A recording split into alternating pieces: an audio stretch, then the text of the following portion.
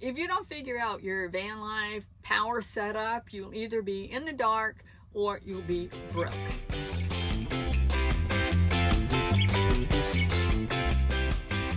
My name is Pam. I live in a van. I have lived in a van for 5.5 years.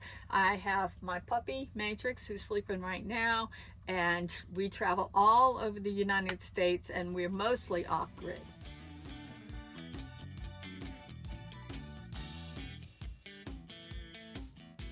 There are three main types of power setups that you can have. One of them is solar, the next one is a generator, and the next one is a DC to DC.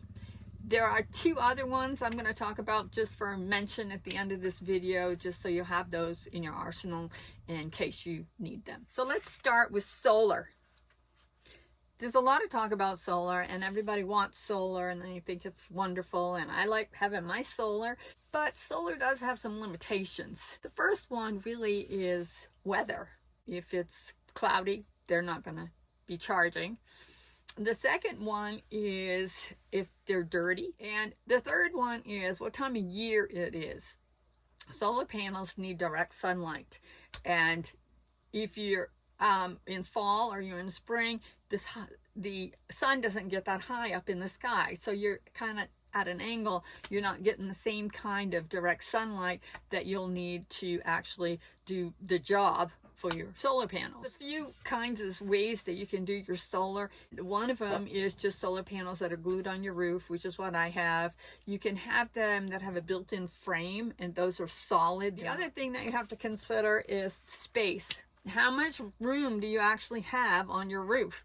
I don't have any room to put any more than 200 watts of solar because I have a ceiling fan that has a cover on it, and I also have an AC unit that's sticking up out of the roof, and so I have no more room to put any more than 200 watts of solar, so I'm limited to that. So that's something you need to keep in mind if you're going to be more solar dependent than dependent on other things.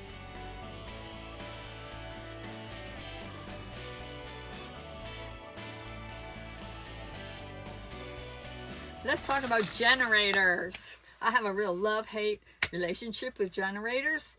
If you buy a manufacturer-built van, then it's possible you're going to have an onboard generator. Mine came with one, and it's up underneath in the back here, and it is, this is the second one. I had to buy a replacement for the other one because it wore out, because generators wear out. The good part about a generator is, as long as it's running, it's reliable. So you don't ever have to worry about running out of power, because you can just flip on your generator and it will work. The bad parts about it is it's noisy. I have the whisper on mine. It's a whisper generator, so it's not nearly as loud as the one over here in the Class C that ran all night last night. And the other thing is that it uses fuel. It uses the same fuel from my fuel tank that runs my van. It doesn't have like an oil filter, but you do need to change the oil and, you know, have it tuned up, so to speak. It does have an air filter. That's an onboard generator. You can also have a portable generator, but the question becomes, where are you going to put it? They're these big boxes.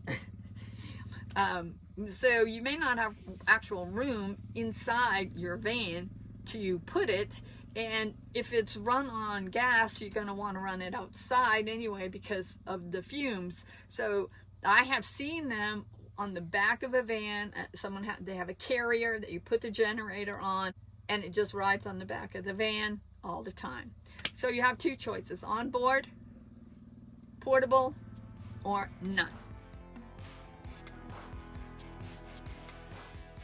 DC to DC, what that does, it's a system that runs from the alternator in your van, and it powers back to your battery and your house battery, and charges it while you're driving. So this is kind of an efficient way to do it. The kind of drawbacks are that you have to be driving, or the engine needs to be running. It does have some alternator strain on it, because this is the same alternator you're using for your van to drive it. Now, I know some of the newer manufacturer built, they have built in the second alternator to relieve the stress, but you still have to be driving in order for it to work. Solar, generator, DC to DC, or a combination of all of those things. I wanted to mention 2 other things just in case. The first one was, if you're going to be in a campground, you can have plug power there. Or if you're mooch docking, like I have a setup, I can use just an extension cord, and I have the adapters to make it into 30 amps so that I can plug it into my van. So those are a way. And the other way is if you just have a simple build out and you don't plan on using a whole lot of power for anything, you can get a portable. I have a Blue Yeti. They come in the Jackery. They have ways to charge your computer, your phones, the smaller items that you have in your van, and run some lights for you. And you can charge those 2 ways. You can charge them with a cord with a cigarette lighter kind of thing, so when you're driving you can just stick it in there and it charges up. And the other way you can do it is with portable solar panels that hook into them, so when you're stopped you can put the panels out in the sun and charge your Blue Yeti or your Jackery, or there are some other brands too.